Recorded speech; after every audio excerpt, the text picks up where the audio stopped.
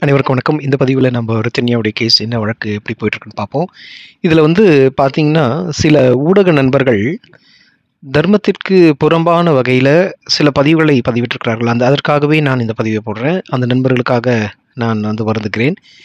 அதாவது பார்த்தீங்கன்னா, இப்போ ஒரு அன்பர் சொல்றாரு, ரித்தன்யாவுடைய கணவர் கவின் அவர்களும், அவருடைய குடும்பத்தினரும் ரொம்ப நல்லவங்க.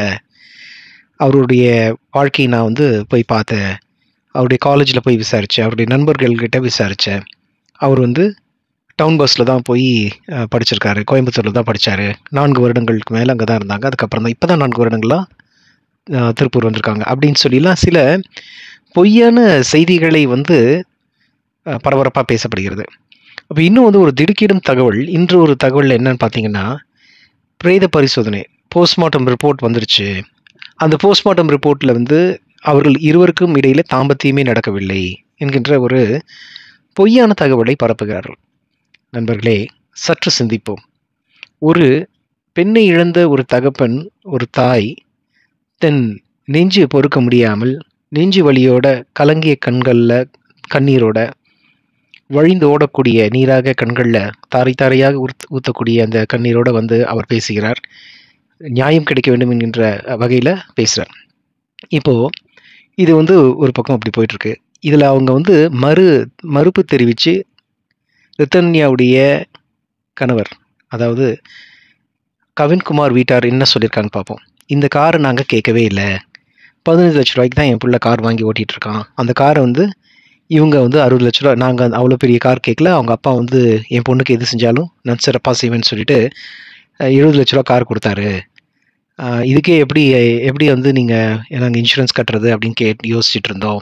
அவ்வளோ பெரிய கார் தேவையா என்று நான் கூட யோசிச்சோம் அப்படின்னு அவங்க தரப்புல முதல் பாயிண்ட் சொல்றாங்க. நீங்க ரித்தன்யாவுடைய தம்பியும் அவங்க அப்பா திரு அண்ணாதுரை அவர்கள் முதல்ல பேசின இன்டர்வியூல பார்த்தீங்கன்னா, இந்த காரை அவர்கள் எந்த மாடல், வோல்வோல என்ன எலக்ட்ரிக் மாடல் என்று சொல்லி, இந்த மாடல் தான் வேண்டும் என்று பதிவு செய்யுங்க. இதுதான் ரெஜிஸ்டர் பண்ணி வேணும் அப்படின்னு கேட்டதாக அவர்கள் சொன்னாங்க.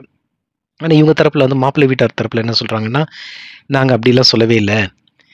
இது அவங்க அப்பாவே மாத தவணையில தான் வாங்கி குடுத்துருக்கிறாரு. ரூ.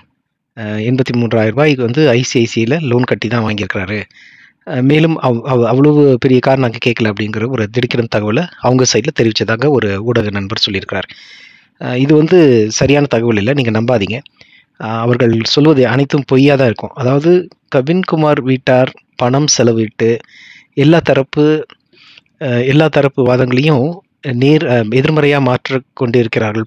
பணம் பாதாளம் வரைக்கும் பாயும் என்று சொல்லக்கூடிய அளவில் பணம் என்றால் பின்னமும் வாய் திறக்கும் என்று சொல்வது போல, பணத்தை அடித்து போஸ்ட்மார்ட்டம் ரிப்போர்ட்டே மாத்திருக்கிறாங்களோ என்கின்ற ஒரு கவலையும் மனதில் ஒரு அச்சுறுத்தலும் எனக்கு வந்துடுச்சு.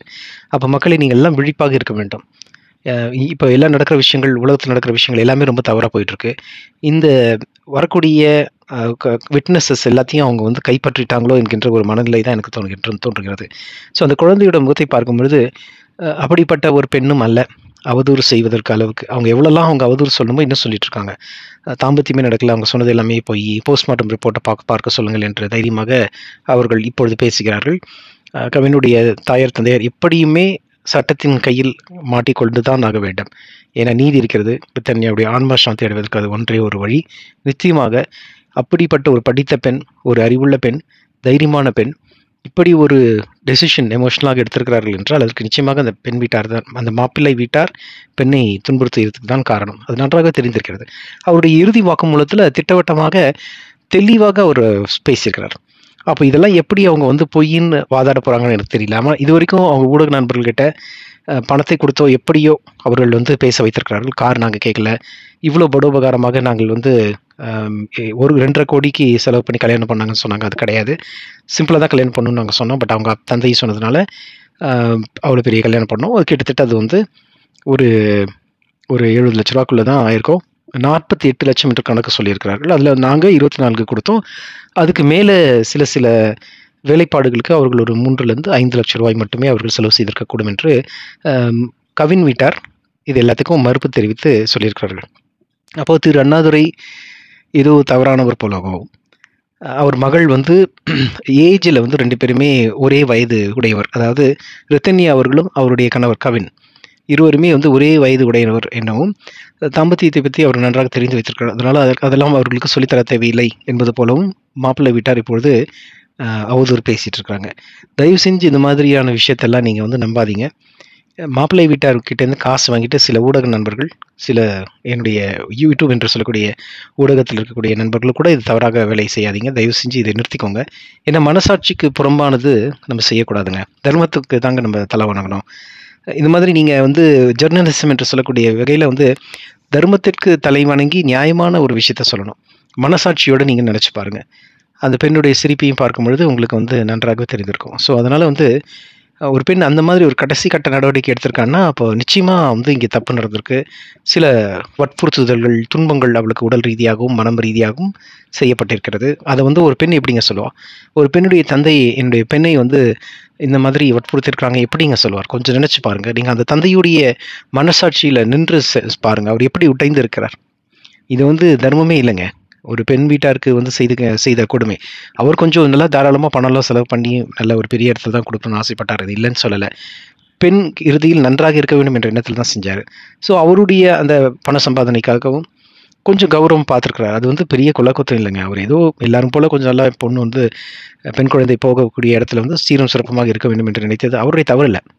அவர் செய்த ஒரே ஒரு தவறு என்னம்மா என்ற ஒரு கேள்வியை கேட்டு, அவருக்கு நடந்த ஒரு கொடுமைகளை கொஞ்சம் அவர் காது கொடுத்து கேட்டிருந்தாருன்னா, அவர் காப்பாத்தியிருப்பார் என்று தான் சொல்லுகிறார்கள்.